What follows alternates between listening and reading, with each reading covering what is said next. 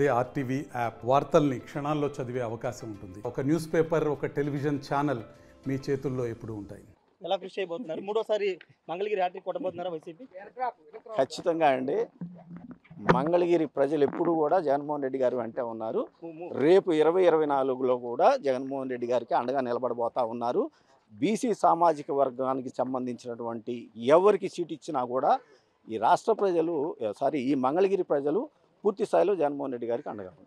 అంటే లోకేష్ ఒకవైపు ఖచ్చితంగా ఈసారి గెలవబోతున్నామని వాళ్ళు ధీమా వ్యక్తం చేస్తున్నారు. అందుకే మంగళగిరిని వదిలేసి ఆయన బయట తిరుగుతున్నారు. గెలుస్తామన్న ధీమా ఉండోడు ఎవరు కూడా అట్లా మంగళగిరిని వదిలేసి ఎక్కడికి పోరండి. వాళ్ళకి తెలుసు మంగళగిరి ఓడిపోతున్నామని, మంగళగిరి ప్రజలు వాళ్ళని ఓడిస్తారని తెలుసు ఆయనకి. లోకేష్ గారు సరే అండి, మహిళకి ఇవ్వబోతున్నారు. కాండ్రు కమ్మల పేరు వినబడుతుంది. తెలియదండి, నాకు అది తెలియదు.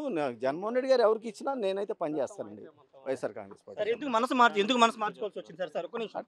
మనసు మార్చుకోవడం కాదు, నేనేం చెప్పాను, ఇవాళ ఎస్సీ ఎస్టీ బీసీ మైనార్టీలకి జగన్మోహన్ రెడ్డి గారు ఇంకొక 30 సంవత్సరాల పాటు ఈ రాష్ట్రానికి ముఖ్యమంత్రిగా ఉంటే పేదవాడు గొప్పవాడు అవుతాడు కాబట్టి ఆయనకు అండగా నిలబడతారు. మీరు పార్టీ ఎందుకంటే సడన్ గా వెళ్ళి మళ్ళీ ఎందుకు రావాల్సి వచ్చింది? అయ్యే చెప్పే కదా తమ్ముడు.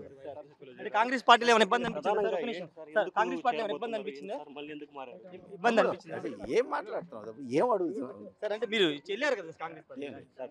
మొత్తం ఒకటే చెప్తున్నారు. మంగళగిరికి సంబంధించి రాబోయే ఎన్నికల్లో 2024లో వైఎస్ఆర్ కాంగ్రెస్ పార్టీ హ్యాట్రిక్ కొడుతుందని చెప్తున్నారు. షర్మిలాకు సంబంధించి పార్టీ మార్పుకు సంబంధించి ఆయన స్పందించడానికి నిరాకరిస్తున్నారు. ఎందుకంటే కాంగ్రెస్ పార్టీకి సంబంధించిన వెళ్ళిన అంశం ఆయన ప్రస్తావిస్తే కనుక ఆయన మాట్లాడడానికి నిరాకరించిన పరిస్థితి ఉంది. ఏదేమైనప్పటికీ వైఎస్ జగన్ సమక్షంలో అయితే ఆయన వైఎస్ఆర్ కాంగ్రెస్ పార్టీ తిరిగి జాయిన్ అయ్యారు. కొద్ది రోజులు మాత్రమే ఆయన కాంగ్రెస్ పార్టీలో ఉన్నారు. ఇప్పుడు మూడోసారి వైఎస్ఆర్ కాంగ్రెస్ పార్టీని గెలిపించడానికి మంగళగిరిలో పనిచేస్తాను, అభ్యర్థి ఎవరైనా సరే వాళ్ళ కోసం కృషి చేస్తానని మంగళగిరి ఎమ్మెల్యే ఆల రామకృష్ణారెడ్డి చెప్తున్నారు. మరి ఆయన ఎందుకు వెళ్ళిపోయారు, ఎందుకు వచ్చారని దానికి సంబంధించి ఆర్టీ వెడ్డింగ్ ప్రశ్నకు కూడా ఆయన సమాధానం దాటవేశారు. షర్మిలా సంబంధించిన వ్యవహారం పైన కూడా ఆయన సమాధానం చెప్పడానికి నిరాకరించిన పరిస్థితి ఉంది. Camera person నానితో Rayesh, RTV, Tadepalli నుండి.